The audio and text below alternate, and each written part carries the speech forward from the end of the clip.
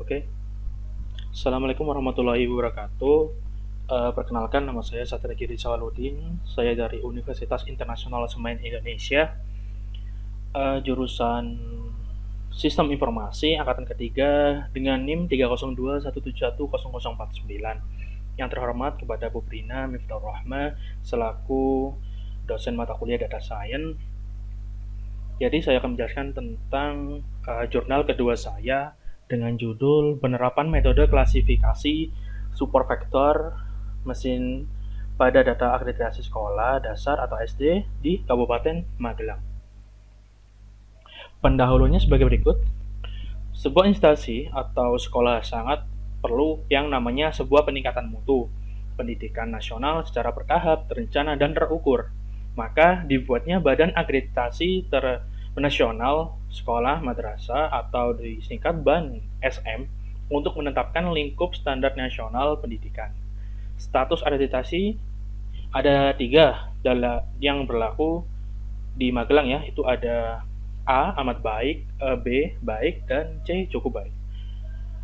Yang berlaku selama kurun waktu 5 tahun sejak tanggal ditetapkannya sebuah sekolah itu. Setelah kurun waktu itu maka diakreditasi ulang sekolah tersebut.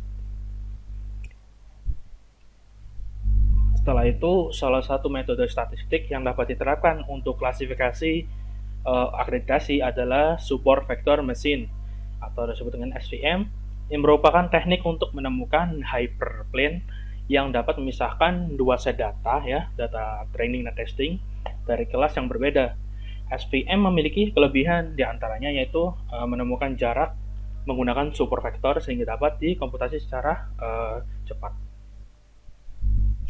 Setelah itu metode penelitiannya ya, di sini jurnal hanya menggunakan metode SPM dengan jenis data adalah sebuah nilai akreditasi dengan jangka waktu 2011 sampai 2013. Aplikasi yang digunakan adalah MATLAB.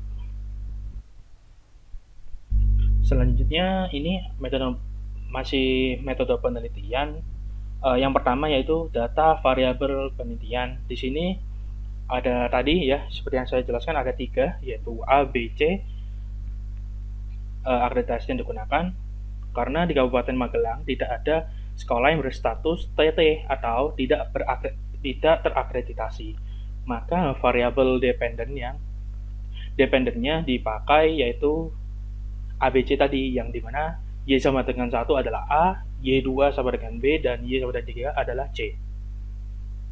Setelah itu untuk variabel independennya yang digunakan adalah 8 data atau 8 syarat. Di sini adalah terdiri dari komponen standar dari Badan Akreditasi Nasional Sekolah Madrasah, yang itu bernama standar isinya sebagai X1, X2-nya standar proses, X3-nya standar kompetensi lulusan, X4-nya standar pendidik dan tenaga kependidikan, X5-nya standar sarana dan prasarana, X6-nya standar pengelolaan, X7 standar pembiayaan, yang terakhir X8 standar penilaian pendidikan.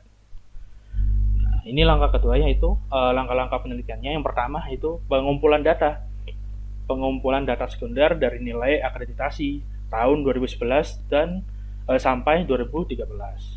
Nah, di sini adalah untuk prediksi klasifikasinya status akreditasi SD menggunakan SPM, yaitu dibagi menjadi 2 tadi, independen dan dependent.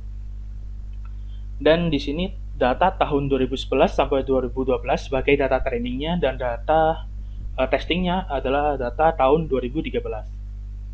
Setelah itu metode SVM tersebut masuk ke klasifikasi menggunakan materi konfusi. Dan ini adalah pembahasannya. Di sini adalah analisis deskriptifnya, bahwa nilai status akreditasi adalah yang tadi ABC tahun 2011 sampai 2013 dengan total 419 sekolah. Data ini diambil dari sumber website resmi dari BAN SM pada Februari 2014. Bisa dilihat di sini berarti jangka waktunya 3 tahun, yaitu yang pertama 2013 ya. Ini berstatus A ada 16 sekolah, yang berstatus B ada 66 SD, yang C adalah 0. Setelah itu tahun 2012 ada 41 SD berstatus A, 153 berstatus B, dan 1 berstatus C. Dan yang berstatus dan pada tahun 2011 24 status A, 114 berstatus B, dan 4 SD berstatus C. Dilihat bahwa di total di sini persentasenya adalah bahwa yang memiliki persentase A adalah sebanyak 19,33%, B-nya hampir 80%, dan C 1,19%. Nah, ini adalah pembentukan persamaan SVM-nya menggunakan SVM multikelas satu lawan semua atau disebut SLA ya di dalam jurnal, bahwa dengan dia ini menggunakan kernel Gaussian RBF menggunakan aplikasi MATLAB 2009A. Jumlah datanya yaitu 419 dibagi menjadi 337 data training dan 82 data testing. Dapat menggunakan rumus sebagai berikut. Di sini kalau ingin menggunakan fungsi kernelnya seperti ini, dan ini di bawahnya adalah polinomialnya, dan ini adalah persamaannya. Nah, setelah itu analisis klasifikasi aritasi SD di Kabupaten Magelang, klasifikasi SVM multikelas yaitu tadi SLA dengan fungsi kernel Gaussian RBF menggunakan 5 nilai parameter sigma sebagai analisis. Sigma yang digunakan adalah 1 sampai 5 dengan parameter C 1, 5, 10, 50 dengan 100. Nah, ini adalah hasil akurasi klasifikasi data menggunakan kernel Gaussian RBF.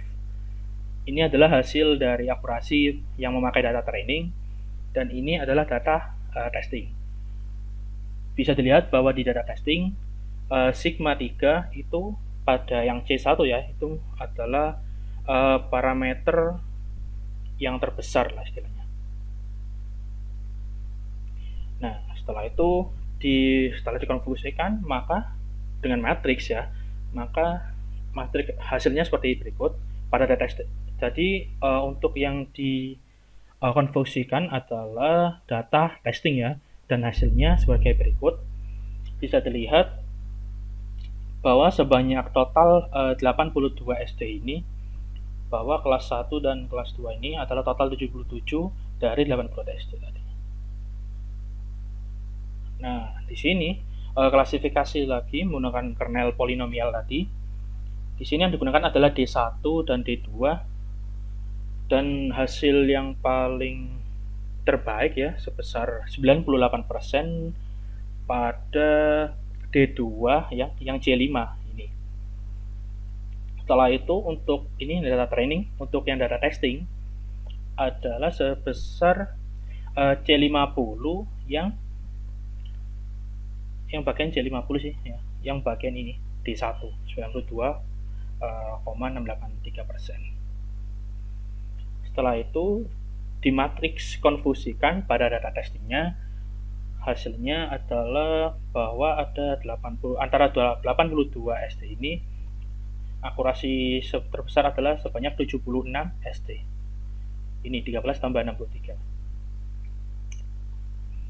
Nah, kesimpulannya yaitu yang pertama, klasifikasi aritasi sekolah SD di Kabupaten Magelang menggunakan metode SVM dengan data training yang diujikan sebanyak 337 data, memiliki akurasi klasifikasi sebesar 100% ya, menggunakan fungsi Gaussian radial basic function yang tadi RBF, sedangkan menggunakan fungsi kernel polinomial adalah sebesar 98%.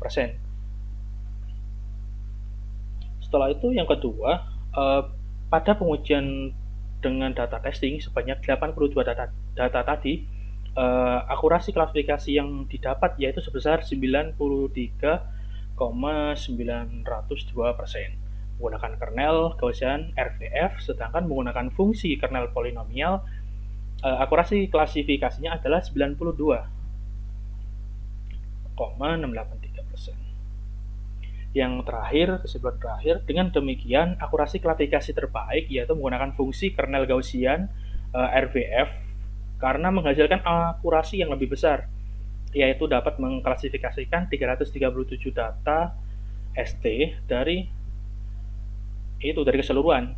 Jadi full 100% sesuai dengan kelas asli pada data trainingnya.